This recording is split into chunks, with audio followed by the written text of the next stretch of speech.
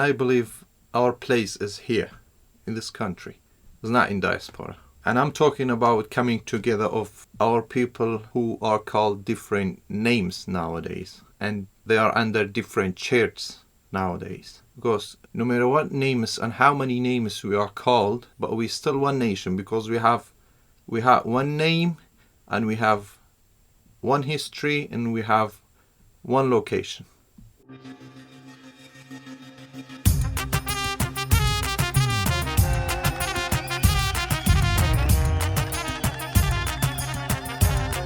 Hi everyone, it's Miriam Zia, your newest Assyrian podcast co-host, coming to you straight from your motherland with episode 136.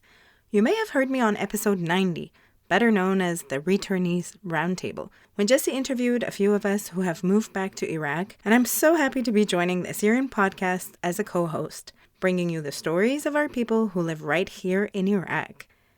It was in 2019 that I first met Benjamin Yalda. There was quite a buzz around him. All the women wanted to take selfies with him. After all, he was Mr. Erbil, a member of the very first gentlemen's club in the country, a club whose mission was simply to revive Iraq's sense of fashion. Mr. Erbil's debut wasn't exactly met with cheer and applause. Iraq was at war with ISIL, Daesh, not exactly a time to be investing in vests and pocket watches. But soon enough, Mr. Erbil got noticed and got so popular that it sparked other gentlemen's clubs to sprout across the country, becoming a more influential voice, namely a voice raising awareness against violence towards women. By then, Benjamin already had an interest in hip-hop and rap. As early as 2004, he had started writing poems and lyrics. His mission? To become the voice of a silenced nation, provoking an awakening through lyrics and beat. His first song was written about Seyfo. He wrote his next 11 songs during the COVID-19 lockdown in spring 2020 that had shut down all of Iraq. Recorded and ready to be released, his songs speak of Umta and Atra and are a call for unity. Before we get to this week's interview, I want to remind you to make sure you subscribe to the podcast, rate and review us wherever you listen to the podcasts. And also, if you know someone who should be on the podcast, please reach out to us. You can find out more information about nominating future guests on our website. This episode is sponsored by the Oshana Partners, a husband and wife real estate team. Are you considering purchasing or selling a home in Arizona or California? John and Rita are available to help make your next real estate decision into a seamless transaction. Contact the Oshanas at 209-968-9519. Get to know them a bit more, too, by checking out their website, theoshanapartners.com. The Assyrian podcast is also brought to you by Tony Kalogerakis and the injury lawyers of Illinois and New York. If you know anyone that has been in a serious accident, please reach out to Tony Kalogerakis. Tony has been recognized as a top 40 lawyer and a rising star by Super Lawyers publication and has obtained multiple multi-million-dollar awards. Tony can be reached at injuryrights.com or at 847-982-9516. And now, here is Benjamin Yalda.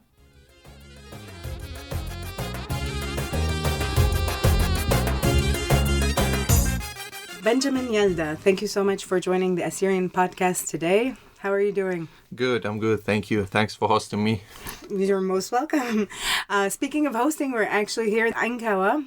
Can you tell us a little bit more about where we are? Ankawa is a town, is located in Erbil city. The majority are Christians. I've been living here for 21 years. 22 actually. Can you tell us about yourself actually? Introduce yourself to our listeners. My name is Benjamin Christophe Yalda. I was born in Iran in 85. I'm originally from Iraq, but before I was born, my family was, they were refugees in Iran, and we came back in 91. After the uprising, we came back to Iraq. We settled in Shaklawa at first, then we moved to Saladin, then we moved to Ankawa. What was growing up like here? I don't know how to describe it actually. It was like so adventurous, let's say, because of the situation was going on. Because even after 91 we came back from Iraq, it was not, let's say, a peaceful life here. There were still wars going on here. It was strange time, to be honest. When someone is child, we can't think like a a grown and adult person. So maybe we missed a lot of things. We missed a lot of the danger we were in at that time, because we couldn't think clearly as a adult human, let's say. But yeah, when now I think about that time, it was really dangerous and as I said, adventurous.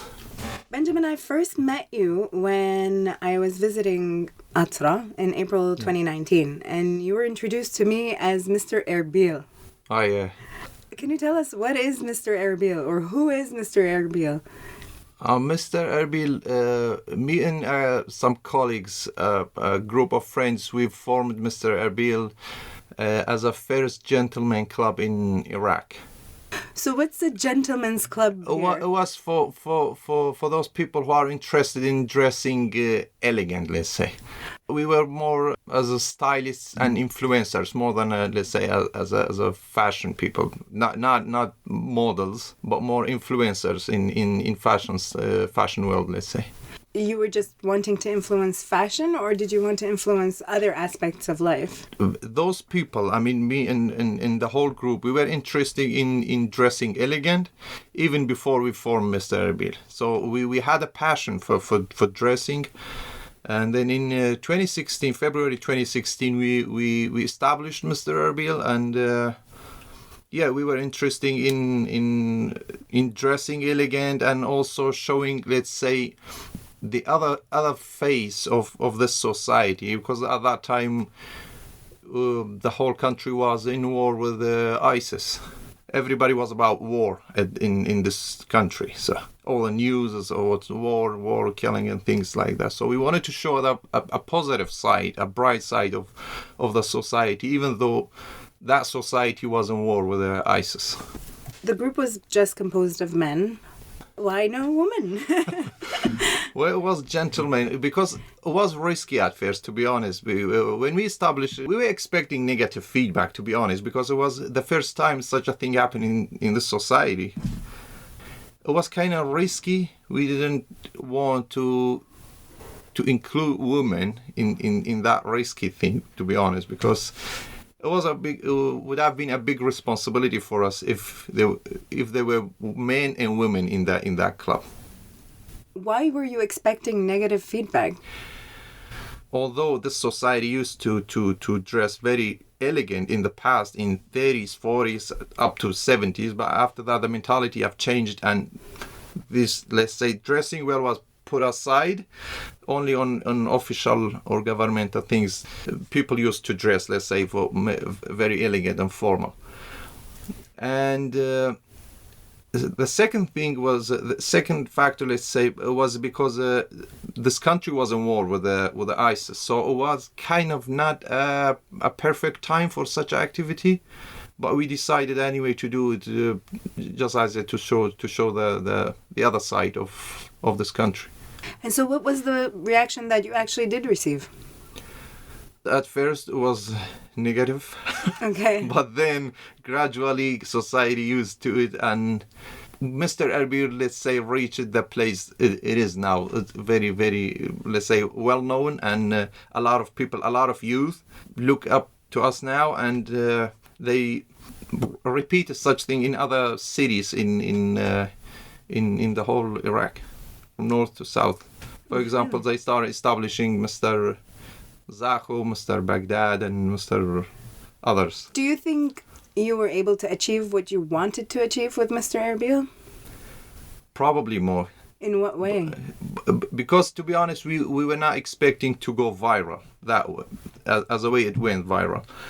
But then a couple of reporters came. They made an article on us in a magazine. I think it was in New Zealand, and then reporters started coming and contacting us.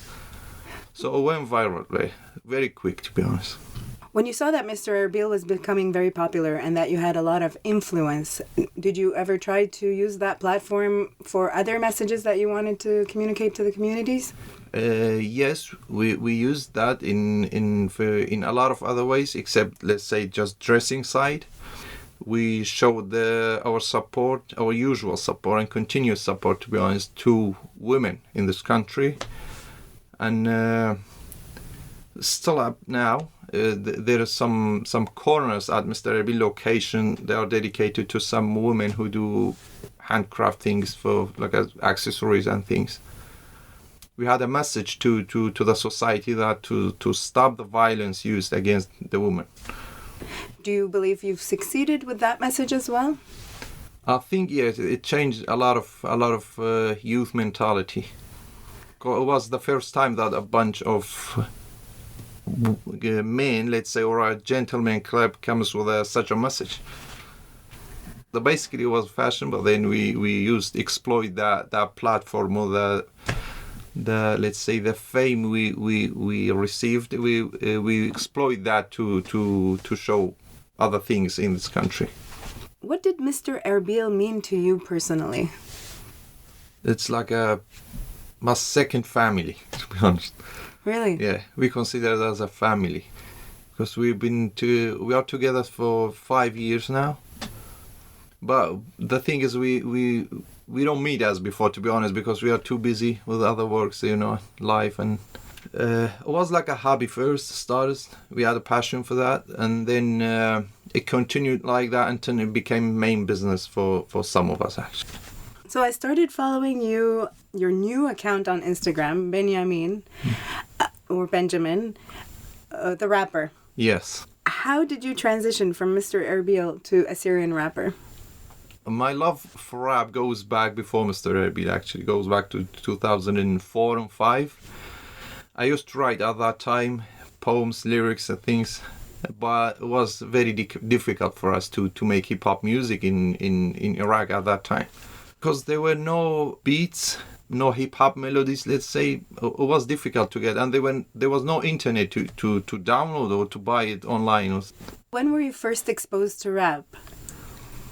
I was in high school at that time.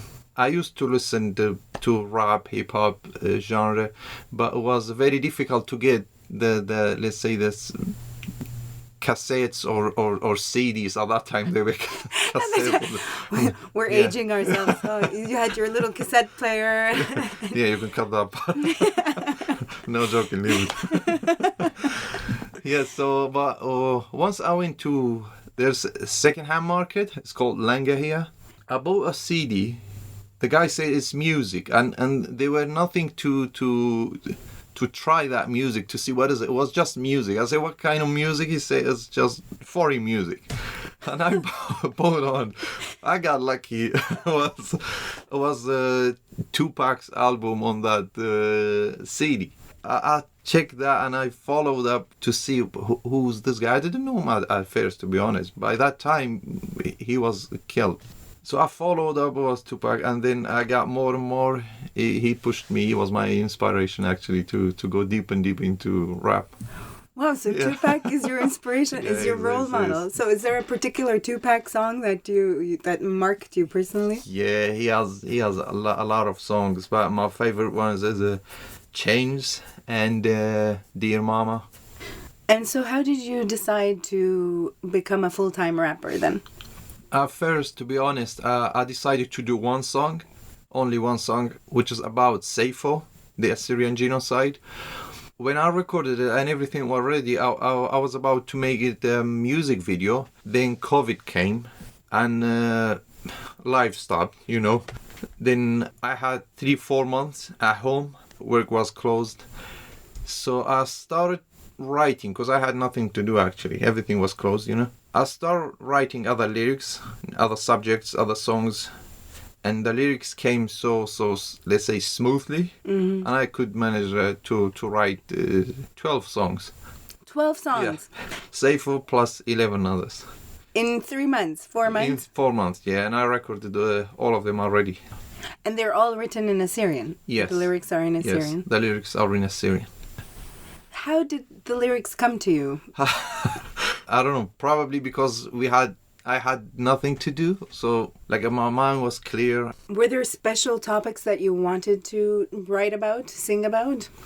Yeah, I mostly concentrated on the topics about Umta. Because I give it priority over love songs and other type of songs, other subject of songs. How much effort is needed to actually create a rap song? Rap is long. You know how much say? I know. The normal Actually, it's song exhausting. is 3 minutes, but they just say like less than 100 words. The biggest effort you need is in writing the lyrics, because that's, let's say, the powerful side of the rap song, and you need a lot of lyrics. Like, how many lyrics do we need? I don't know. I have a song. It's close to 600 words, actually. Wow. Yeah, but that's the longest one I have. And besides that, you need long lyrics. You need rhyming in it. It's not just like let's say, a normal, regular song that you just need rhyming at the end of the line. But you need rhyming. It has different categories of rhyming, you know. At the end, the middle, the start, the middle, and then the end. It's a lot of it needs a lot of effort and concentration, to be honest. Yeah, and you should be really good in vocabulary, let's say. And what about the beat? How do you come up with the beat? The beat at first was difficult for us to get the beat, actually, because there was no internet and there were no hip-hop producers here. But nowadays we can buy beats online, or we can meet a producer here in Iraq, and he can make you the beat. Do you buy the beat and then you try to match your lyrics to that beat? Or do you buy a beat that matches the idea you had for the rap? Well, that depends on the rapper, to be honest. Yes, some get the beat and they write lyrics on. Some write the lyrics and they give their flow to the producer and composer, and he gives them the beat they want. But for me, I usually get the beat and then I write my lyrics, because for me the beat is very important, and there are some types of beats that, like, each beat is made for a different category of song, different subject. Like for some subjects related to Umta, you cannot have like a junkie beat or something like that. Or for a sad topic, let's say you need to have a kind of sad beat. You cannot go with any beat. Upbeat. Yeah. I saw on your Instagram account that you refer to yourself as the voice of a silenced nation. Yes. In what way do you believe the nation is silenced? Well, in a lot of ways, to be honest. Can you tell us? Well, we see what happened to our people, or still what is happening since the 840 and plus. It's been like a 150 or 170 years and plus. I'm talking about just let's say, the new history, let alone the before that. So what's happened in the new history that has silenced our nation? Well, we know started with a genocide, and then Semele came, and then Ba'ath came, Ba'ath Party, and then continues up to now. What sort of things are continuing now? I don't know how to describe that, okay. Actually. What the obvious one is that when a nation is silenced to the point that nation is not able to tell what that nation wants and who they are and what belongs to them, and they own this or that one, this thing or that thing, let's say. We are silenced because we can't say these things. We are not able to. Yes, because we are not given the opportunity to say that things. And so what kind of voice do you want to be for this silenced nation? As you hear from my songs, that I wanted to do some music to be close to reality, actually. Yeah. I'm not so into poetic side, let's say, of the music, of the lyrics, but more into a realistic one. In my songs, I express what is need to be done for our nation, for our people. And that's not only my opinion, I think it's the opinion of majority of our people. One of the reasons I started, let's say, writing rap and recording songs in rap is because I thought there are things I wanted to say. Yeah. And I know my grandfathers wanted to say, and next generations will want to say. So I thought somebody had to say it. It's this. We have to say those things. Somebody had to say it. The hard truth. The hard truth, yeah. But that hard truth is kind of difficult to say it in normal songs, in other types of music. But hip-hop, it opens the door for you to say what you really want to say. So your songs are meant to be a wake-up call? Yes. Where did this desire to become the voice of a silenced nation come from? There were a lot of things inside my head, and I'm sure those things are inside a lot of our people's head, not only me. But it's just thinking how we do that, how we do it. But somebody had to say those things, to put them on the table, then to be open about, to discuss them, let's say. Not just like a theoretically, but let's go to the practical part also. And how do you think the nation can regain its voice? Well, by speaking up, raising their voice all together, one hand, and not compromising on things related to their nation. Such as what? Such as identity, such as land, such as name. It takes courage to become the voice of a nation, especially when you're singing the naked truth. What sort of response did you think you would get from the community? Well, it depends on how that community is awake and how that community is open to the reality. I'm sure a lot of people will they already show support to me actually, but I know some people won't like that because there have been conflicts in this region, in these surrounding countries for centuries. So things are not cleared up yet. So each one wants the biggest part of it. Maybe many people won't like what I'm saying, what I'm calling this or that. This is mine, this is not. Everybody is like, no, it's mine. The other one's for himself. So it's just like any other truth to be said or any artistic work to be presented. It will have supporters and haters. Mm-hmm. But I had to say it in all cases. Do you believe that the majority agrees with your message? The majority of our people, agree with my message. One hand united? Yes. And what about the rest? They might not agree, but I ask them, do they have any other solution, excluding being one hand? And what's the answer that they give you? I think they don't have the answer. Let's talk about your songs. You've released 3 singles so far. Yes. The first one was Burnt Promises. Yes. Let me play a little excerpt for us here. لقاتي خرطة بشملون سببي لقتل خياتي خينة برملون اديو مدري خزي باتي تيتي لضانا إنا أجي لا شقيقاتي برجر شدانا داني لقد أمتا الأقل هو يكليتا خزيلة إرمتا بيدك كسخينة تليتا أرقو هرختمتا هويا بشتا مضيتا يطن هيج لشنطة هويا بتجمل خرديتا هلي من بسبرخ المندي دي لديان لي بيغ بس فرجخ لينا قطية هويان من نوخم بوش بكرخ دقلت براتي نميان هر كمات بوش خبرخ بوش So it's time for my nation to stand on her own feet. This matches exactly what you were describing earlier as giving nation a voice. Yeah. You refer to Umta as a she, her own feet. Yeah. Is there a reason for that? Because we see it as a mother to all of us. So powerful. You thought it's about a girl or something? No, actually, I thought exactly that. But to hear you say it, I'm like, oh, it's something. Why do you believe in this message?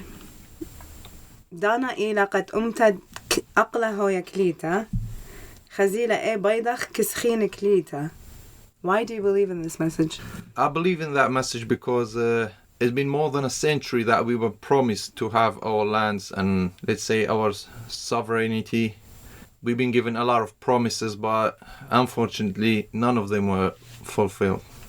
So I think I'm asking again that to remind those who promised us that, okay, if you didn't do this to us in the past, even though you promised us, so I think now is a good time to do it. Who do you want to listen to this song? This is to my people, all of them actually, but mainly for foreign countries. Powerful Western countries. And after they listen to the song, what do you want them to do? Well, the demands are very clear in the song. To fulfill their 100 plus years promises. The second song that you released is called Language. Yeah. ألا بيتنخل يا خمن بوش تيقة أخني سبب ويا امبشلو تيقة دقيقة خرسنا نجودا دنيا مو ضل رخيقة مقرقن إيوخ شنية بدوري لدقيقة سمارن ألقانا المشمان وسنيقة قدر لتلقاوان هواس وشتيقة خكمة إما البانا بيول بان وسيقة دو أختا اللي تنقاوان جيبات وسبيقة الماخورة كتيوة قشير خليقة قدك تو تشقيلة انضير شويقة كل من ديان سريوة مهانا دويقة وبهيوية مطيلة من جانا بريقة تانت هاوخ جربة مدوج منا نريقة بس قنورة قشقة دوج منا نزريقة يانزي لاوخ بكرة من أمان خيقة اديو يوم قرمة قاوم تنغريقة. What message are you trying to convey in this song? My main message in that song is that we as a nation are responsible if we lose this language or if dies, let's say, because language, there are a lot of language died, in humanity history. So it's our responsibility to protect it and to teach it to new generations. Otherwise it will be dead like many languages. When and how did you learn to read and write Assyrian? Since my childhood, actually. When the school was over in the summer, we used to go to church. And so you learned at church? Yeah, reading and writing in Assyrian. Was this something that your parents forced, or was it something you wanted to do? Oh no, actually it was not forced, definitely, but we were just let's say a bunch of kids and cousins. We used to go to church to learn. How do you think modern day parents, Assyrian parents, can encourage their children to learn the language when they're living in diaspora, for example? Well, first of all, unfortunately, we have people here also, not only in diaspora, that they don't speak Assyrian. What do they speak? Or let's call Surat in different dialects. They speak different other language, let's say, but they're not our language, not any dialect of our language. But mainly, yes, it's for those in diaspora. I think it's very difficult nowadays with the this age of technology and individual freedom, let's say, to choose what he wants, what she wants.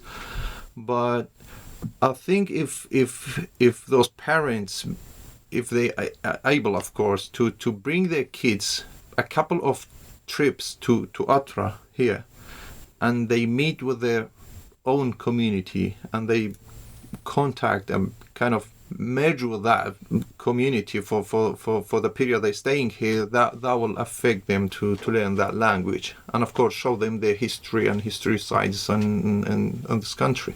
Going back to the point you made about people here not speaking Surat, they're speaking Arabic, Kurdish, other foreign languages. different language. Why do you think it is that they're not speaking Surat? Some of them are because of their geographical location. They're located in far places from the majority of let's say the majority city of Christians, so they are used to use other language, and some of them, I think, they feel ashamed of their own language. Why shame?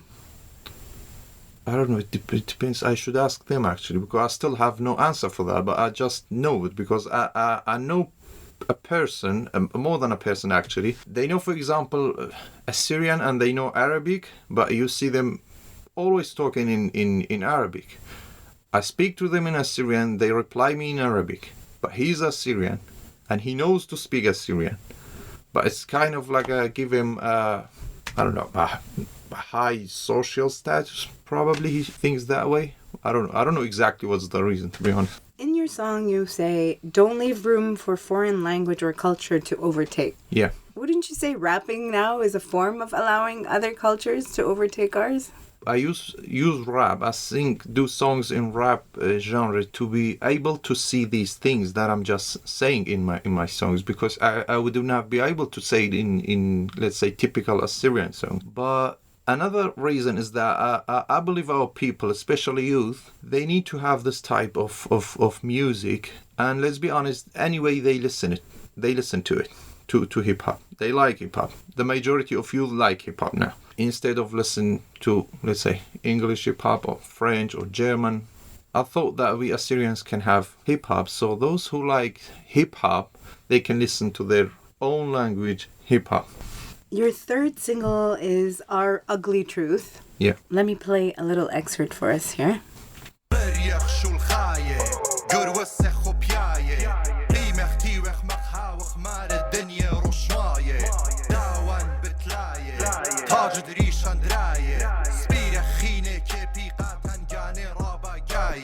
خاصنا يا خينا لبا لا يمكينا خشوق باتن لي تبقى يو باتت مار يا خينا منشي يلدينا طرادة مسكينة كدخا منا لا يمانو وبين ليلك بينا جمو يزودا أوضة لسروتا بليجي بتفطني بدراية بالأوضة لخروتا منشي يسلوتا قربة نقروتا تاني هالأبد بخايا وخينا برقلي موتا كلن خطية خود جون خشطية من سورا هالجورا قم آلاها لوخ مطية كلن ربية قازوزة سبية مردويقة قا كلن تاند مرها وخطبية اتخيوتا اتن موتا اتنا شوتا اتن خروتا اتن كبرا اتن سلطة اتخو ابرا مريا زدوتا اخشي مصد خا برشت تري قشتي لي جرشت لي مصد خطيتا كنشت مريا بكاتو وبين منشت. Who are you referring to in this song? Not a specific person or not a specific community, to be honest. This is so general about our humanity. This is what you're observing in the world right now. Yeah, what we see. Can you describe the world that you're seeing around you these days? Materialistic, full of ego, full of hate. Oof, that's not a nice world. Okay. But you mentioned God and the church quite a bit in the song. Yeah. Why is religion such a prominent feature of the song? Well, because I think it's has always been, and it is the only place that a strong place remained on earth to gather people together, or to make people to treat each other in a good way. You have more songs coming out soon. Yes. When can we expect to hear them? At the end of the month, let's say around Khabnisa. And what will those songs be addressing? One of them is called Motherland, and the other one is about the Church of the East. If I'm not mistaken, Benjamin, you actually have a surprise for our listeners. It's a snippet, a teaser from your next single, Motherland. Yeah. Let's have a listen. يشوق يوباتي مارا لدو شقاتي بنوني بناتي لمصايم دقلت شاتي خينة بدواقة إيدا رشقني أرقاتي يوما بار يوما بزيادة بريناتي خينة مخايا شبي يو كلهم بلياتي أو من ديدي مسقد لي يو تاخمانياتي امبويدي من أطرا هالأبد لآتي. On the holy land which is built by my ancestors' hands, they are looking me in the face and telling me there's no place for you. My sons and daughters are unable to drink from the Tigris River. Others are taking over my land. Day after day, my wounds are growing. Others are clapping and cheering when I'm falling. But the thing that hurts me the most in my thoughts is those who have left this land will never return to it. That doesn't apply to you either. Thank you. How does it not apply to me? Because you are back. I am back. Listening to your lyrics makes me sad. Why? It makes me sad because I feel, what can I do? What can I do? I'm listening to your message. What can I do? So what can people do once they hear your message, once they're awakened? Okay. What can they do? That's the point of my songs, to be honest. To awake people, our people. To they ask themselves that what they can do for this nation. How could they all come together and help the nation? The first thing they can do, or we can do, is that we all come together. We act as a one hand, one nation and one voice. That will help us better. When you talk about coming together, are you talking about people here in Atra or people outside Atra, both? I'm talking about our people here and in diaspora, and I believe our place is here, in this country. It's not in diaspora. And I'm talking about coming together of our people who are called different names nowadays, and they are under different churches nowadays. Because no matter what names and how many names we are called, but we still one nation, because we have one name, and we have one history, and we have one location. What name is that? Assyrian. History and land and everything is related to that name. The great name, which we suffered thousands of years under that name. So it will be very difficult for me to put any other name not related to that one. What are the last words you want to leave our listeners with? I want our people to come closer together, and they act and feel as one nation, not work with different names and different nations, because we are one. I know politically we've been separated, but we're still one, because we have one land and one name, one identity, one history. And I want my people to help our artists and our art generally, not only as singers, I mean any type of art, and listen to our music and use our language more than foreign language, and teach their kids and next generations this holy language. Can we offer our listeners a little surprise? Would you rap for us? Yeah, I'll rap a couple of lines of Seyfo. That's the song that actually pushed me to do all these songs, and it's my favorite one. Let's have a listen. Okay. الپشن ورون اینا حالا دوم پیشا رابا گاهی دون خود اقلات دجمن دیشا خامن گاهم قدشونو من بالي ليلة خيشا سيفو شما متون حالا درب ليلة ويشا.